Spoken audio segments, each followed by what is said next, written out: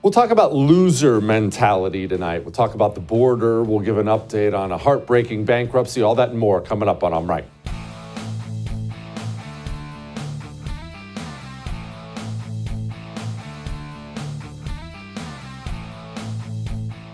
I talk about the low T GOP a lot, and it's part tongue-in-cheek, part true. But let's make that a little less tongue-in-cheek, and let's expand that to all of us. Probably not going to apply to you or me, but the right as a whole. Let's talk about mentality, loser mentality, winner mentality. And I'm going to tell you a quick story here before we get on to the modern politics of the day. Don't worry, I'm going somewhere with this. Just stay with me. So I grew up playing sports. I was terrible at all of them, don't get me wrong. I was not an athlete, but baseball, basketball, my whole life, I was always playing sports. And because I played for so many years, I had a chance to be part of some winning teams. I was never a big part of that, by the way, but some real great teams. And here's the thing about winning. It's crazy, but when you're on a winning team, you just win a lot. You're always out there winning. You develop a winning mentality. And here's what happens. You show up at practice. You prepare like you're going to win. And you're going hard because you think we're going to win. I got to keep grinding. We're going to win. You talk with your friends, with your team, with your coach, as if we're planning on winning. No, we're going to do this and it's going to work. We're going to do that and it's going to work. When you get in the game, even when you're down 10 in the fourth quarter, you're used to winning. You think you're going to win. We're going to come back. We're going to figure this out. It becomes a habit. Winning becomes habitual. And you know what winning looks like and what it doesn't look like. And conversely, for the human mind, losing is the exact same way because I was not only part of winning teams, I was part of losing teams as well. This is all going to come back to the right today. Just stay with me. I remember a team I was on. I will not go into the details of it. And we were unspeakably awful. In fact, that was my final year of playing basketball. That's how miserable the year was. We were dreadful. We would get blown out by 20 or 30 every game. And you know how I was talking about the habit of winning? The exact same thing happens with losing.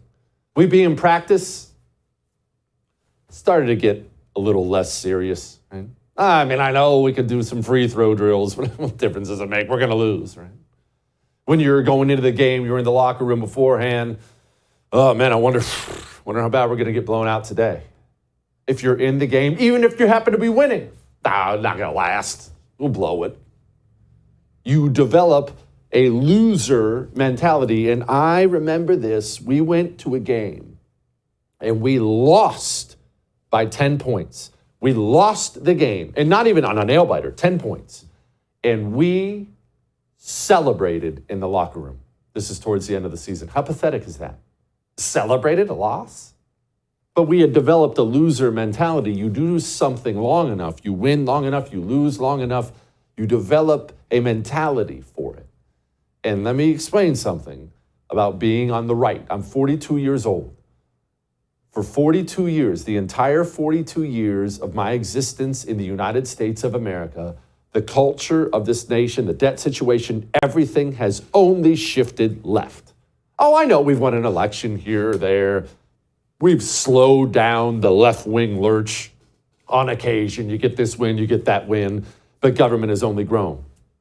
Debt has only grown. Freedom has only gone downhill. Inflation has only gotten worse. The border's only gotten more open. Culturally, do I need to remind everybody that every major Democrat a decade ago was vocally against gay marriage? Now, it's tranny madness, which we'll get into later on in the show. It's only moved to the left. And so here's what has happened after so many years of that, decade after decade after decade, losing. Now, the right doesn't even understand what winning is. They don't understand what fighting back is. They genuinely do not. We played this for you last night when we were getting ready to introduce Julie Kelly.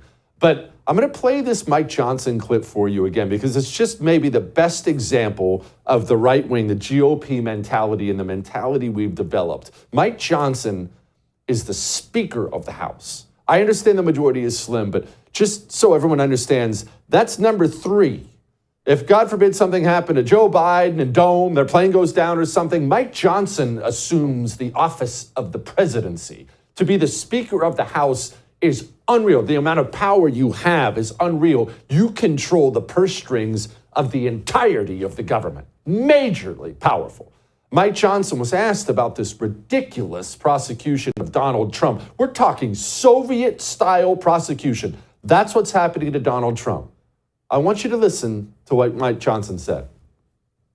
With regard to defunding Jack Smith, look, I think that there's been a terrible dereliction of duty with regard to the special counsel and how the whole system has been abused, how they've engaged in lawfare against President Trump. I mean, all of these things are, to me, self-evident truths, but that's not something you wave a wand and just eliminate the special counsel as a provision. It's been part of the law, the tradition and the law here since for 25 years. So are you prepared then to stick this into appropriations bills to defund the special counsel?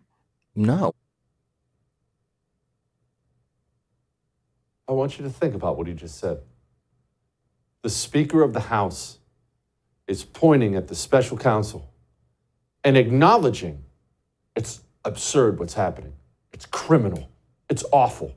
It's gutting the United States of America. The Speaker of the House has the power in his hands to actually do something about it. But that would be what winners do. Winners would take that power and use that power to stop their enemies. Mike Johnson doesn't even know what winning is.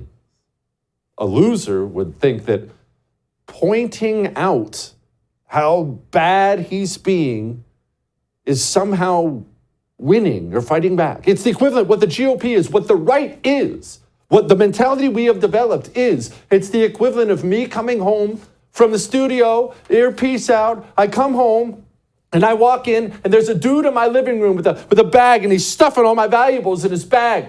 And instead of stopping him, shooting him, calling the cops, beating him up, I sit there at the door and I say, that is wrong. You should stop. Don't you see how wrong it is, guys? He's wrong. He's stealing. It's wrong. He's being wrong, guys. That's what the right is. I saw this video and man, did it hit home for me.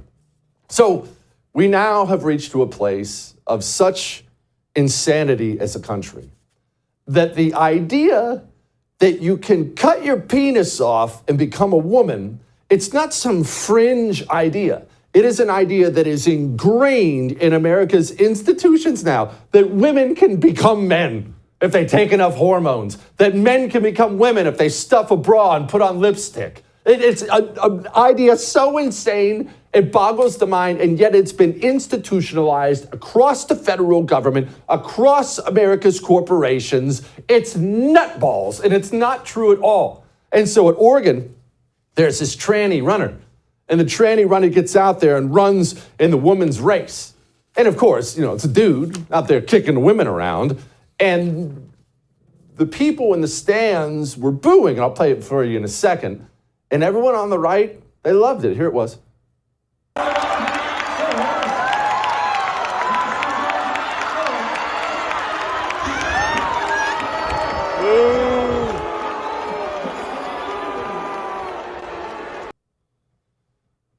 And it's not that the booing's a problem, but the problem was a video came out, I think it was yesterday. I saw everyone on the right loving it. Oh yeah, look at it. The people are with us. Woo! Booing him. Woohoo! I bet I bet he feels so bad. Look at us. We're pushing back. The guy on the track, the dude, he's so twisted up here that he now pretends to be a woman at track meets so he can be more competitive. And you think he's going to be swayed by your booing? Oh, I've seen plenty of interviews afterwards too. It's not right. Injustice. Okay. What are you doing about it? Any boycotts? Anyone? Nothing? No lawsuits? Still sending Aiden, Jaden, and Braden to school there? I mean, complaining the whole time, of course. We're booing. Booing is, pretty scary. But Are we doing anything to hurt him? I'm talking about legally, not don't do anything illegal, but are we doing anything to cause the communist fear or pain? Anything. I promise you booing doesn't do it. Pointing out the things that he's doing wrong doesn't do it. Are we doing anything? No, we're not.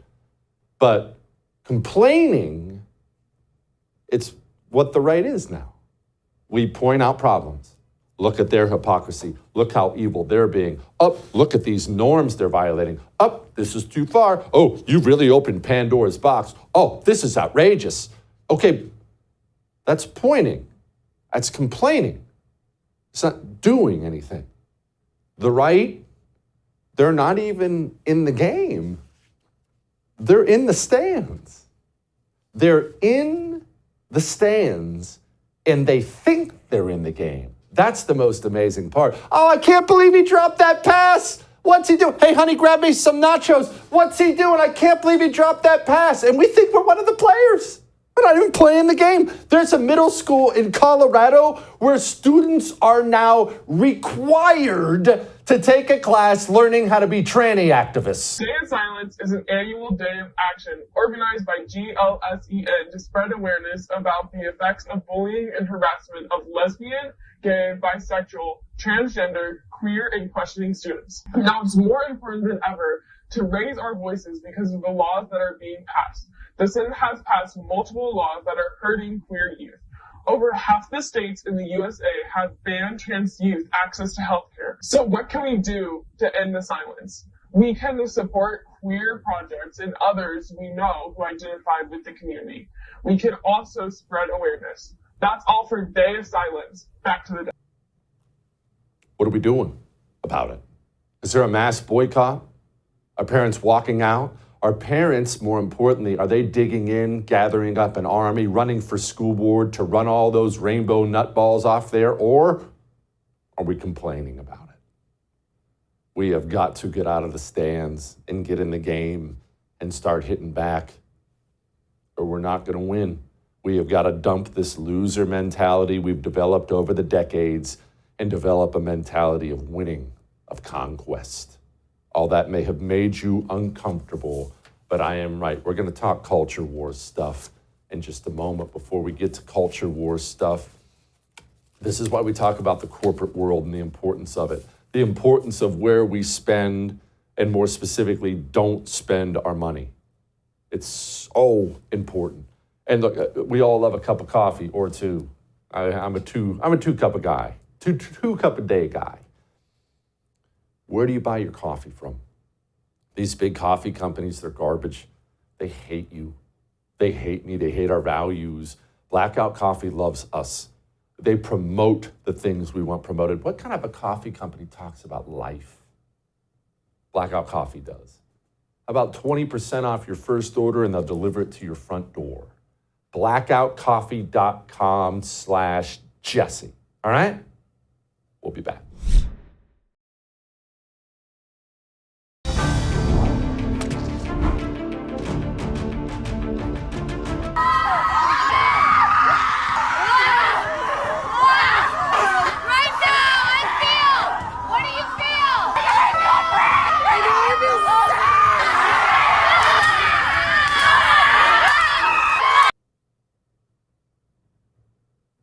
Good God.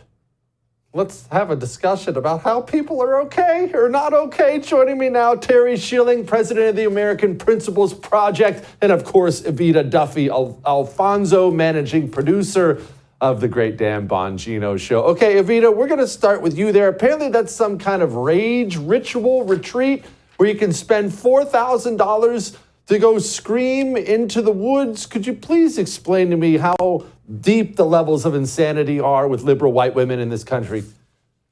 It's a shocking video, but frankly, somebody who's just come out of a elite university who is surrounded by people like this all the time, it's actually not that surprising. This is what wokeism does to individuals, right? It's a movement that is supposed to disrupt the sexes, disrupt the family, disrupt every norm in our world, and it just destroys people internally. It's literally a mental illness, and you're seeing it manifest so bizarrely and and frankly scarily in that video. And I think it's also interesting that they called it a ritual, right? Because oftentimes we hear these woke and liberated, enlightened individuals say that they're atheists, they're not Christian, they're not going to associate with that backward ideology, but they're actually really having their own ideology on its own after that, right? You're seeing this ritual, this paganism actually manifest out of so-called atheism. So they really are religious at their core, and it looks, if you can see from that video, to be very violent and very disturbed. It does. Terry, this is a question that's obviously going to take some thought, so maybe I should have tossed it to Evita instead of you. But 18 to 29-year-old liberal women, according to Pew Research, 56% of them have been diagnosed with mental health issues. So I have a chicken or egg question. Is it being a liberal nutball white woman that draws you to communism, or is it, switched? Is it the communism that turns you into a liberal nutjob white woman who needs anti-anxiety medications? I think it's all of the above. I mean, my goodness, these people in this country, we've never been more medicated, we've never been more in therapy, and we've never been more insane, right? I think that these things are obviously exacerbating everything. I also think that the liberation of women, quote unquote, has not quite liberated them or given them fulfilled lives. These are incredibly miserable people. Right. And that is not what freedom typically does to people. Typically, when people get actual freedom, they are fulfilled. They're happy. They aren't screaming all together in the woods. Jesse, I don't know. I mean, a friend of mine says that, jet engines are complex. They're very rational and make a lot of logical sense. Lots of moving parts, though. But women, my friend, are complicated. It's very tough to understand what's going on here. Evita, as you just pointed out, you just came from the belly of the beast, surrounded by these nutballs. Why are they unhappy? Or I guess I should stress more, who are they unhappy with? Is it a self-hatred thing? Is it a man-hatred thing? Is it an America-hatred thing? What do they hate? Who do they hate and why? Yeah, it's such a good question. They're not living healthy lifestyles. First of all, this started in the 1960s. It was sexual liberation, where they wanted women to act just like men. And you see on college campuses that hookup culture is pervasive, and it destroys women internally. I think it makes them really sad. Women don't view sex in the same way that men do, and this idea that we should act the same as them, be the same as them when it comes to sex, be the same as them when it comes to the workplace or our goals, career-wise, family-wise, is a lie that really just creates so much internal turmoil in women, makes them unhappy. And instead of looking at their lifestyles, which were put on them by leftists, they instead blame the system, which is what the left has told them to do. This is why they act so vitriolic all the time at protests, when really they should be looking inward and at what their day-to-day lives, how their day-to-day lives are impacting their internal peace and happiness. Terry, I am positive you saw it. In fact, because it's you, I'm positive you were cheering it. But Harrison Butker made some waves this week when this little video came out. To the gentleman here today, part of what plagues our society is this lie that has been told to you that men are not necessary in the home or in our communities. As men, we set the tone of the culture. And when that is absent, disorder, dysfunction, and chaos set in. This absence of men in the home is what plays a large role in the violence we see all around the nation. Other countries do not have nearly the same absentee father rates as we find here in the U.S., and a correlation could be made in their drastically lower violence rates as well. Be unapologetic in your masculinity, fighting against the cultural emasculation of men. Do hard things. Never settle for what is easy. Terry, I don't understand what the controversy is. Please explain.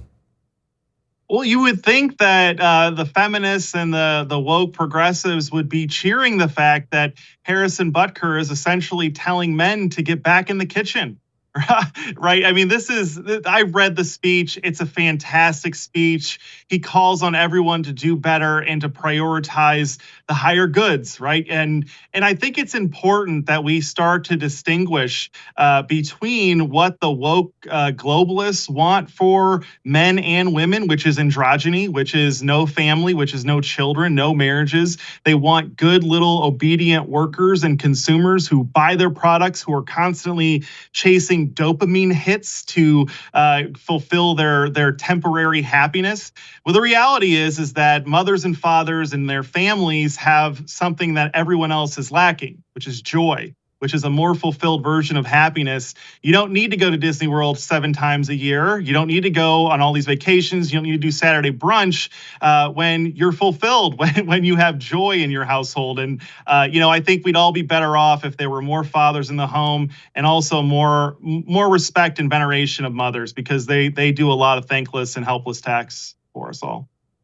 Not sure what's wrong with Saturday brunch. Evita, what's wrong with Saturday brunch? It allows me to have a cheeseburger for breakfast while telling the wife that it's actually brunch so I can have a cheeseburger with some hash browns. Why does Terry have to crap all over brunch? What say you, Evita? I don't know. I don't think brunch is so bad, but I do think that young people tend to spend a lot of money on things that they don't necessarily need to fill in that hole, to Terry's point. Yeah, no, they do. All right. I want to talk about withholding money from Catholic hospitals. In fact, I want to expand on this a little bit more with you, Evita, about the war on all religion, but most especially war on Jesus in this country. Here's this video. You've put out this guidance, and doctors do need to know. Yes. What are you going to do if they refuse to provide this care? A doctor, if that doctor has religious objections, that doctor under these rules is not required to offer the care. Okay, so you're committing here today that you will not withhold federal funding. Doctors don't get federal funding, ma'am. But the hospitals do. Okay, so now talk to me about the hospital. Are you saying that the... Don't confuse the two. Okay. A doctor's not a hospital. But the doctors are working in these hospitals. Are you going to say today, are you committing that you will not withhold federal funding from those healthcare facilities? If a healthcare facility is violating the law and not providing the service they're required to, we they are knew not entitled that you to the would resources. Withdraw federal funding.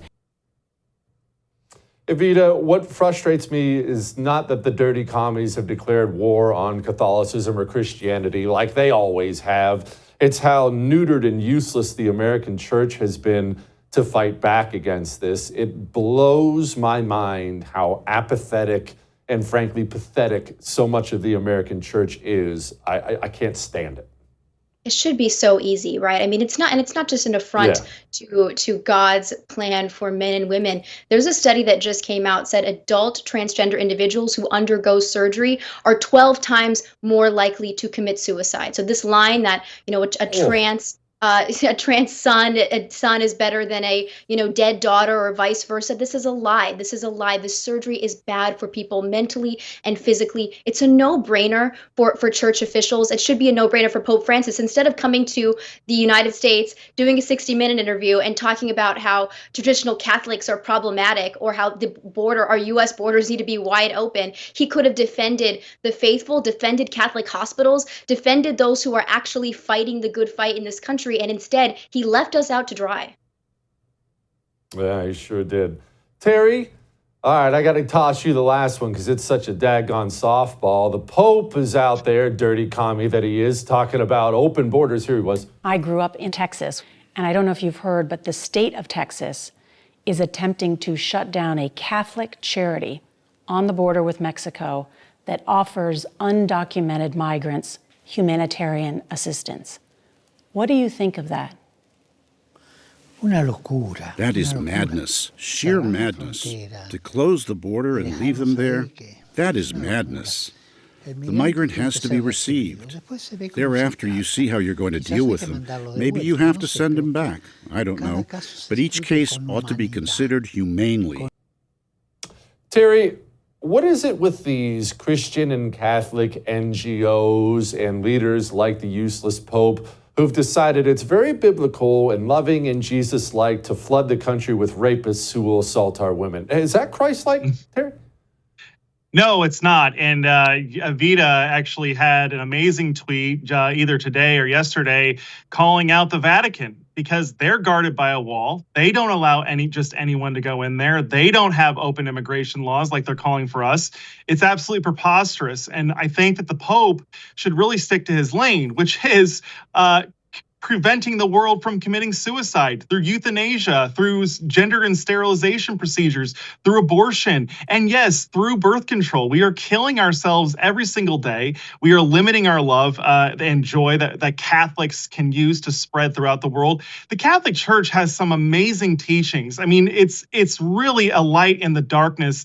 And for him to focus his ire on those of us that, Jesse, my ideology is Catholicism, right? If I have a conservative position and it's not within the Catholic Church's teachings, I don't hold it because I have to be Catholic. But it's absolutely preposterous to go after those practicing Catholics that hold true to the teachings of the Church, which actually have advanced human freedom and flourishing and prosperity more so than any other doctrine and ideology in the entire world.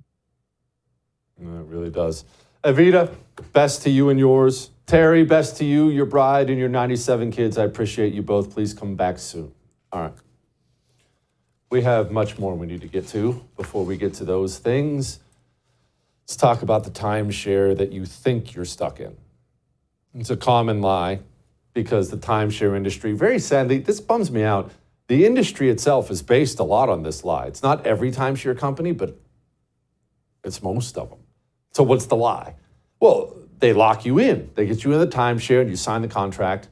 And they never tell you that you're in it for life. They never seem to just come out and say that. You don't find out. Year, 2 years, 10 years later, you're done with it, tired of paying the annual fees, and you try to get out, and that's when they drop the bomb on you. Sorry. You already signed a contract. You're stuck forever. Just call Lone Star Transfer. This family business with an A+ rating from the Better Business Bureau will legally and permanently get you out. You're a phone call away from being free. Get free of that godforsaken timeshare of yours. 844-310-2646. We'll be back.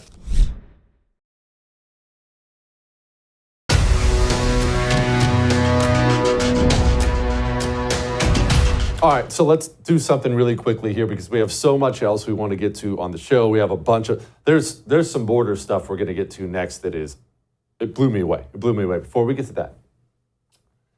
All right, so the announcement came today that Joe Biden administration is draining another 1 million barrels of oil from our strategic reserve. We have strategic oil reserves all over the place. This one's actually in the Northeast, but we have strategic oil reserves. I just want to say it's wild how far from sanity we've drifted in this country, and now we don't even really understand what sanity looks like. The strategic oil reserve is for emergency purposes only. We're talking global conflict, disaster. That's why it's there. It is not there so Joe Biden can lower gas prices temporarily to improve his chances in the election. He did this exact same thing leading up to the 2022 midterms. He thought he was going to get crushed in the midterms, so he drained our strategic oil reserve and never filled it up again. And you want to know how far away from sanity we are? You understand that the president taking our emergency oil reserves and draining them to win elections, that's not only impeachable, you could easily argue that that is treasonous, and Joe Biden should spend the rest of his life in prison for doing something like that. You can't take the office of the presidency and weaken the nation itself so we can't even fight a war to improve your poll numbers. That's not something that should even occur to people to do. And let me ask you something. How much outrage have you seen over this today? Have you even seen somebody mention it today? That's how far away from sanity we've reached as a country, that now we watch the president do something like that and we all just go, huh, yeah, figures. We don't have enough fuel. We don't have the manufacturing capacity. We don't have enough ammunition or the ability to make ammunition. We have all this scary conflict going on right now across the globe. I hope you pray. And when you pray, I hope you pray that nothing bad kicks off, because the American people are going to find out that we are painted rust if something does. This stuff is madness to me. All right, speaking of madness, I'm not even sure you really want to know what's happening with the Chinese military-aged men coming across the border. Do you want to know? Something you haven't heard before. You ready for this? Before I give it to you, let me give you this. Let me give you a good night's sleep. I know there are a million things out there for sleep. Right? You can go walk in the pharmacy, you can get a prescription, you can do this, you can do that. I want to take this to sleep, I'm going to take this to sleep. What do all those things have in common? All of them. All of them, virtually. You'll sleep. There are plenty of things that make you sleep. You will wake up and you will feel like garbage, groggy. You're never able to wake up, sleep in your eye, freaking horrible. And then there's dream powder from Beam. This stuff, it's changed my life. It's all natural. Right? There's not a bunch of garbage in it. It's melatonin, things like that. It's all natural. Tastes amazing. Warm up a little glass of milk or water. Stir a little scoop of this in there. Mine's chocolate cinnamon. And it's just a little cup of hot chocolate. If you didn't know it was dream powder, you'd never know. And I just sip it as I'm laying in bed with the wife, watching something, reading something. And I just kind of drift off to sleep. And I wake up ready to go. No grog, no nothing. 8-9 hours later, you're just ready to go. 40% off. Go get some. Shopbeam.com/Jesse Kelly. You're welcome. We'll be back.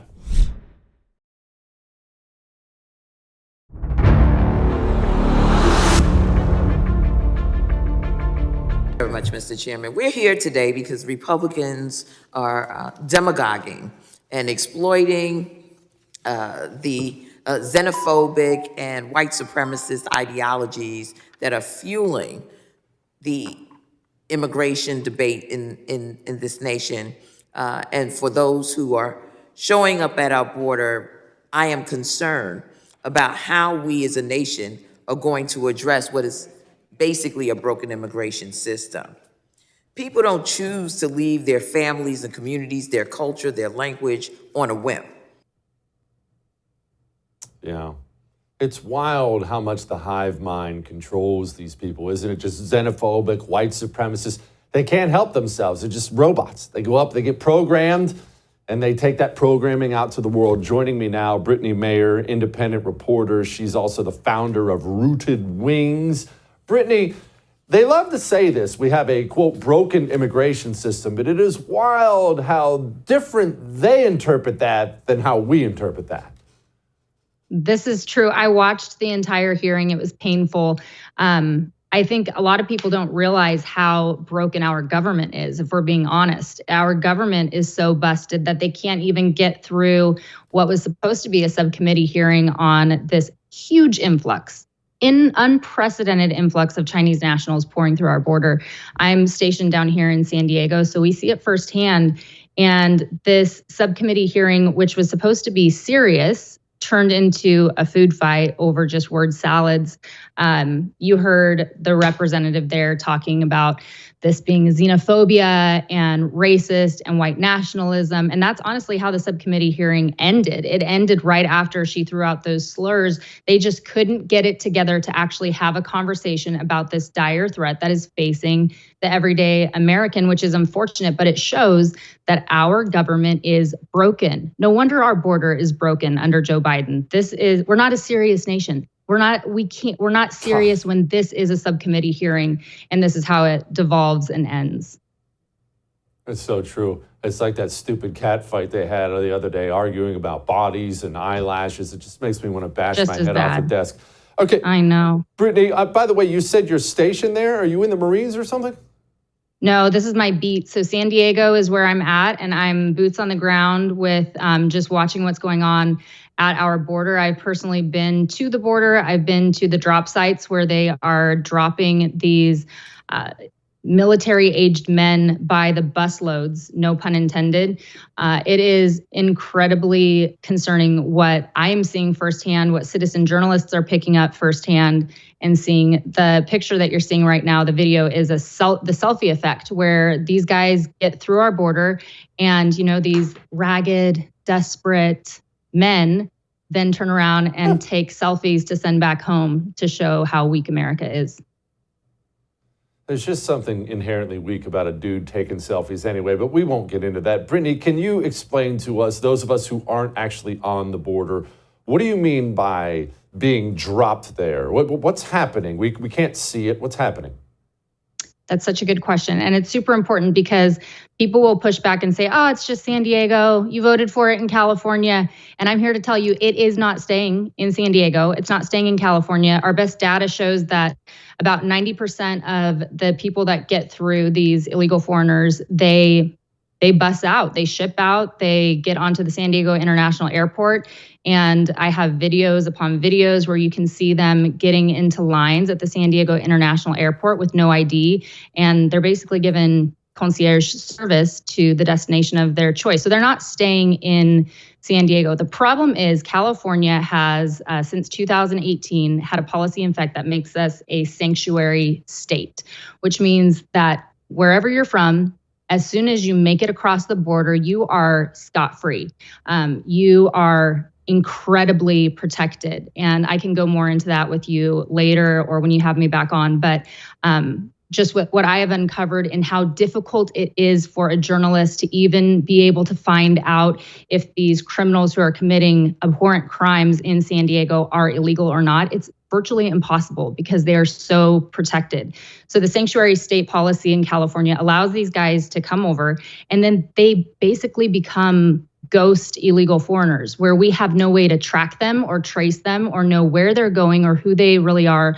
I witnessed these drops at the Iris Center in San Diego where they get through the border. So you have 1,000 that get through the border, and then we have Border Patrol in these big buses come and pick them up, and they're street released. They're dropped. And there is no police presence. There's no law enforcement activity. So you have thousands of predominantly military-aged men being dropped by the busload into our San Diego street, and then they head to the airport. There are unofficial taxi shuttle services that are operated by Chinese nationals that are waiting for them to take them wherever they might go.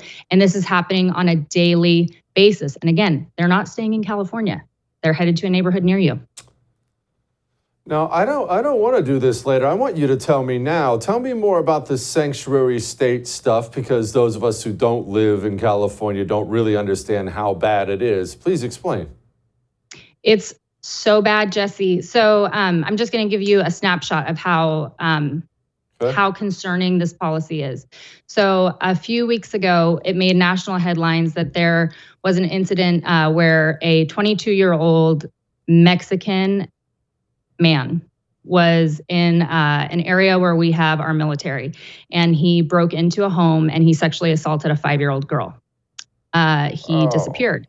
And then the following day, there was bulos out for his arrest. We couldn't find him.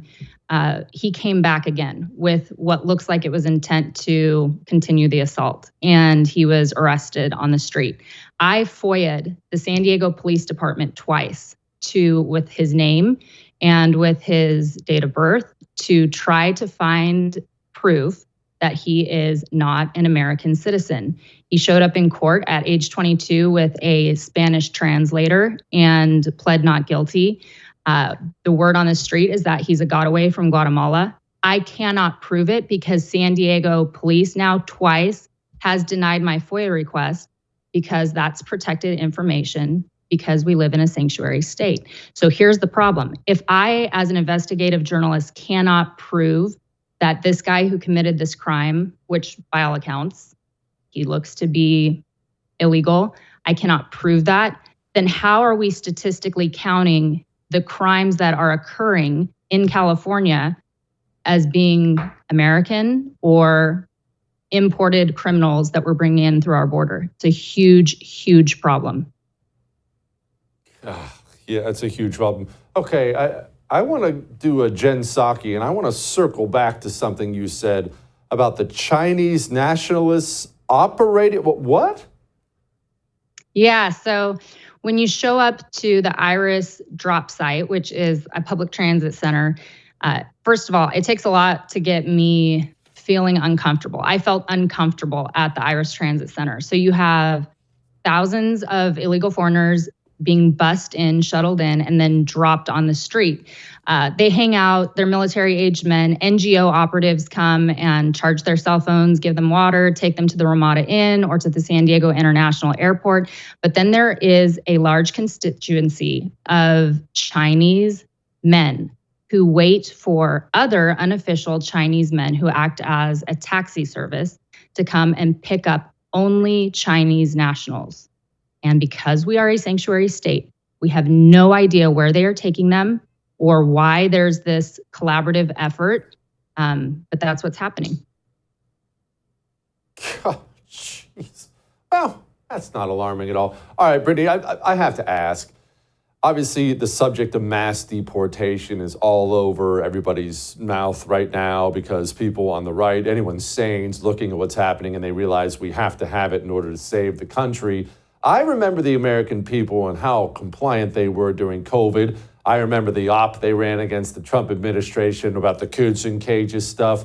And I have about that much faith that this country has an appetite for mass deportation. They may think they do. Sorry, I don't see it happening, but I am a cynic and a bad person. What say you?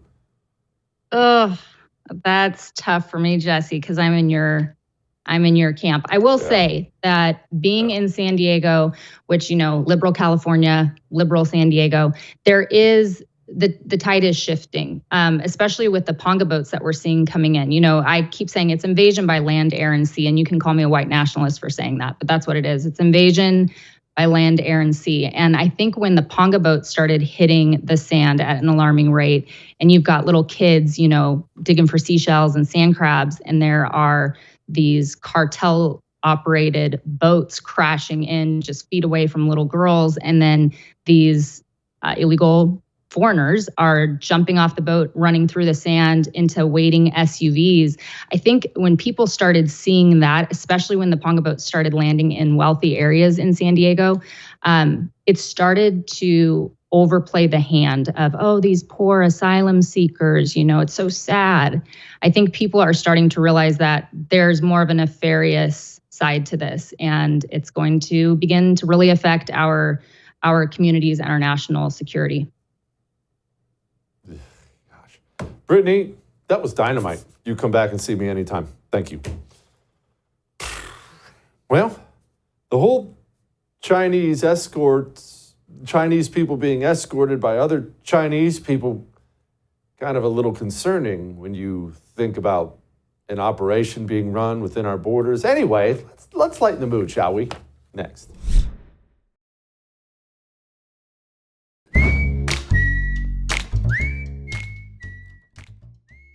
All right, it's time to lighten the mood. And obviously, it doesn't lighten anyone's mood to focus on the fall of the American institution, Red Lobster. Obviously, I'm busted up about it. Everyone knows it's been my favorite since I was a child. I love the place. Can't help it. I'm white trash. But all is not lost. Did you think I was just going to quit? We don't quit here. We keep going. You see, I've got more than one tool in my white trash tool belt. I have been a Waffle House fan since the day I walked into Waffle House. I've eaten at Waffle Houses everywhere from Texas to Jackson, Mississippi, all across the country. I can't count how many states I've eaten at Waffle House in. And don't think it's just me. The late, great Anthony Bourdain, he hit up Waffle House. It is indeed marvelous. An irony-free zone where everything is beautiful and nothing hurts. Where everybody, regardless of race, creed, color, or degree of inebriation, is welcomed. Its warm yellow glow, a beacon of hope and salvation, inviting the hungry, the lost, the seriously hammered all across the South to come inside, a place of safety and nourishment. It never closes. It is always, always faithful, always there for you.